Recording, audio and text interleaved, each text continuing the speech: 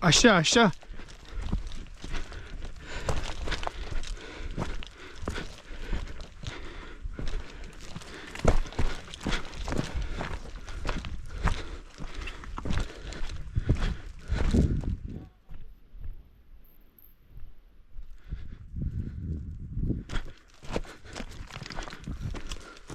İşte al.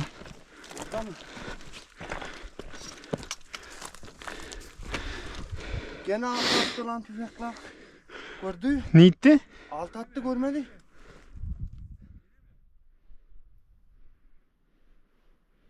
Geçine yemek patlamış mı? Hala amınım daha halen gidiyor. Anan avradınız kim gene tüfek alt attı. Karşı üstüne atıyor. Yakın kalktı da